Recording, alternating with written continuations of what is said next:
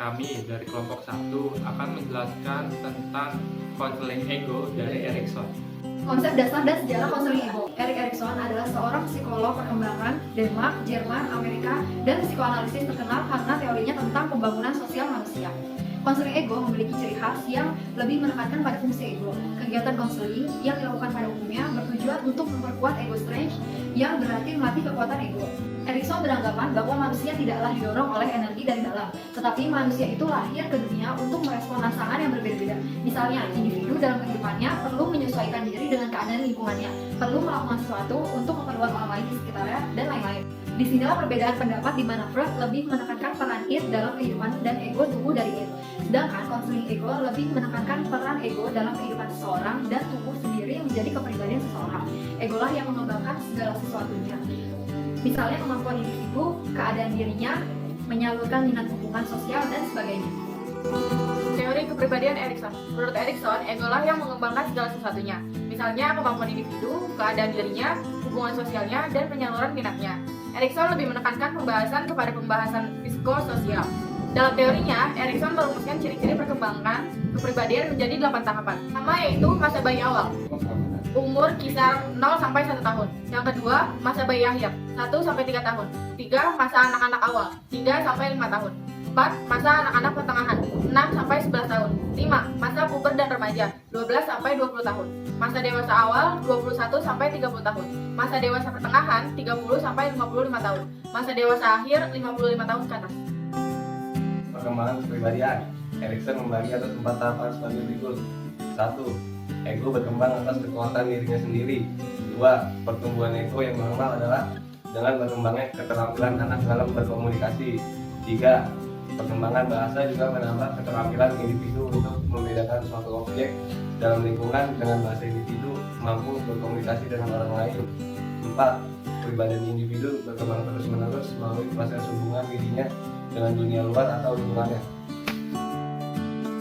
Fungsi ego dalam diri individu dibagi menjadi 3 bagian. Pertama ada fungsi dorongan ekonomis, menyalurkan dengan cara mewujudkan dalam bentuk tingkah laku secara baik dengan cara dapat diterima di lingkungannya, berguna untuk menguntungkan bagi diri individu sendiri maupun orang lain di lingkungannya. Fungsi kognitif, menerima rangsangan dari luar kemudian menyimpan dan setelah itu dapat mempergunakan untuk keperluan coping behavior. Ketiga, fungsi pengawasan disebut juga dengan fungsi kontrol. Maksudnya, tingkah laku yang dimunculkan individu merupakan tingkah laku yang berpola dan sesuai dengan aturan.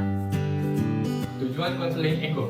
Adapun tujuan konseling menurut Erikson adalah memfungsikan ego klien secara penuh.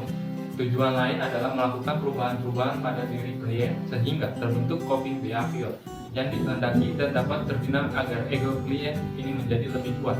Ego yang baik adalah ego yang kuat, yaitu yang dapat menyesuaikan diri dengan lingkungan dengan di mana dia berada. Langkah-langkah konseling ego. Ada langkah-langkah dalam penyelenggaraan konseling ego. Yang pertama, membantu klien mengkaji perasaannya berkenaan dengan kehidupan. Yang kedua, konselor membawa klien agar mampu melihat hubungan yang signifikan antara masa depan dan tujuan hidup klien dengan kondisinya di masa sekarang.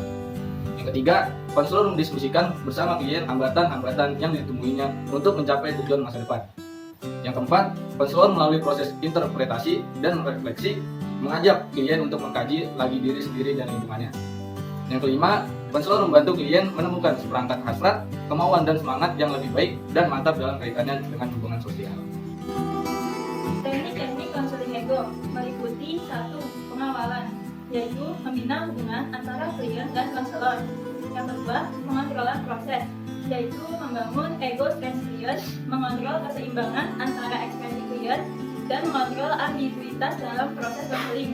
Yang ketiga, transparansi, yaitu dimaksudkan sebagai perasaan klien yang timbul terhadap konselor. Yang keempat, counter transference atau kontrans, yaitu upaya konselor untuk mencegah munculnya perasaan terhadap klien dan mempengaruhi proses konseling.